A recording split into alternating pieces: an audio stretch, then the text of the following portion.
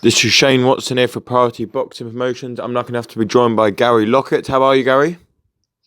I'm very well, thanks. Good to hear, good to hear. Obviously, we've got a night of boxing in Wales tomorrow.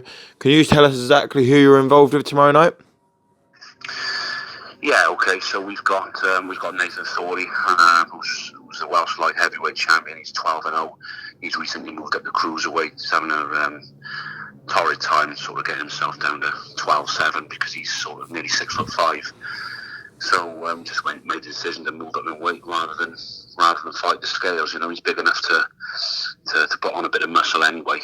He's got the height, so we think he'll make a good addition to the cruiserweight ranks. So he's 12-0. He's on in the 6'3s. We have Meredith Thomas, who's only a youngster. He's about 22. He might have just turned 23 actually. He's 8-0.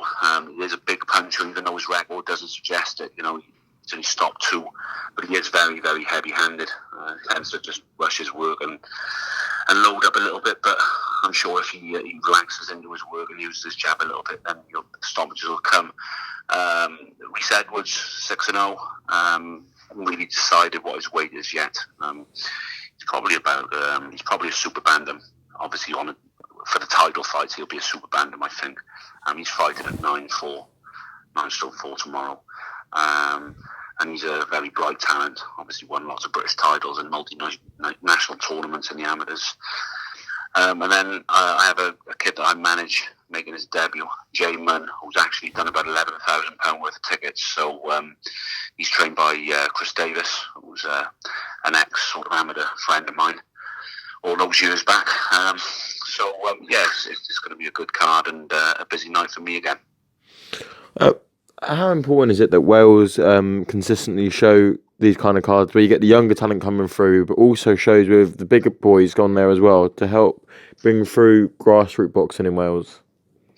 Yeah, of course. I mean, we suffered in Wales for a long time with very few bills. You know, and the only chance the guys get is when your Hearns or your Warrens come down and the bigger fighters are on there, like your Liam Williamses and guys like that. So you know, I think it's it's very important now with Mo Pryor and also MTK. They're both coming down here now. And if we can get sort of between those two, if we can get sort of 7 or 8 shows a year, then that makes it consistent to get a little bit of I'm going to put it, just to get your boys busy and map out their future. Whereas before, when there was very few shows here, you couldn't map anything out because the boys were ending up sort of fighting once or twice a year, which was an absolute nightmare. So it's brilliant that things have improved, and obviously, you know, Mo puts his money where his mouth is, and all credit to him for that. Yeah, I mean, what do you think? Why do you think it is in Wales that the boxing isn't potentially maybe as big as it once was? But obviously, with the many great legendary names you could talk about: Barry Jones, Joe Kawasaki, Robbie Regan, Enzo McInerney. Obviously, you've got Enzo Kawasaki, who's a great trainer in his own right as well. Gavin Rees, all these big names. Why do you think we're seeing a little bit stalemate in Welsh boxing at the moment? I don't really know. I mean, we've got 4 British champions at the moment. Chris Jenkins, Liam Williams, Joe Cordina, and Andrew Selby. You know, so I don't think we've ever in history at any one time had 4 British champions. So it is strange. I mean, the only answer is that I think a lot of those guys were around at the same time. Obviously, Joe Kawasaki, and then you had obviously Gavin Rees and Enzo. They were around at the same time. Guys like Barry Jones. Barry never really boxed in Wales a lot. You know, I think back then Frank Warren was at the top of the tree then, wasn't he? So Barry, I think when he was world champion, I don't think he won it in Wales. I'm not really sure of that, but you know, I think a lot of it, in answer to the question, as I said, you know, I think a lot of the guys were around at the same time, so it made sense to do a bill down here sort of 3 times a year, and everybody boxes on that bill.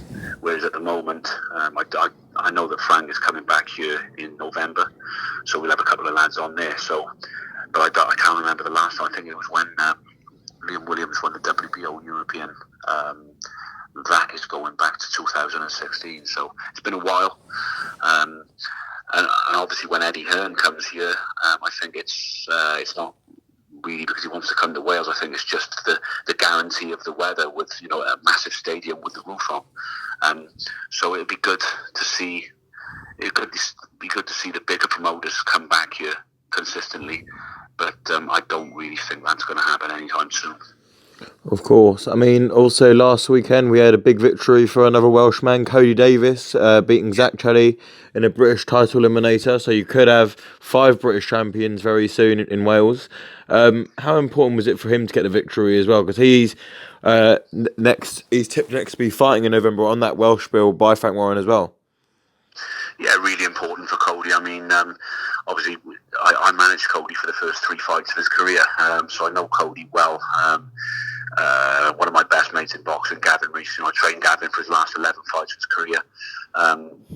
But Kody had an offer off Sam Jones and obviously wanted to go elsewhere, so yeah, I think it was the right thing to do, and he's gone from strength to strength and boxed on some big bills since he's gone to Sam, and I thought it was a good victory. I thought that Kody was the one that wanted to fight. It wasn't a very good fight to watch, but that wasn't because of Kody. I think it was because of Chelly's somewhat very negative, strange tactics, to be honest. For a puncher, or a so-called puncher, you would have expected him to be on the front foot, but he kept doing this strange thing, backing off to the corners, and it was a strange fight, but I think he held a lot. But it was just good to see Kody get the victory. He's obviously been through a torrid time, with the loss of his sister. So it was really good to see Kody get the victory. Of course, of course. Well, we want to wish you the best of luck on tomorrow night, and obviously you're going to have many big nights ahead of you as a trainer as well, and manager, and hopefully we can catch up again soon. Yeah, definitely. Thanks for talking to me. Thank you.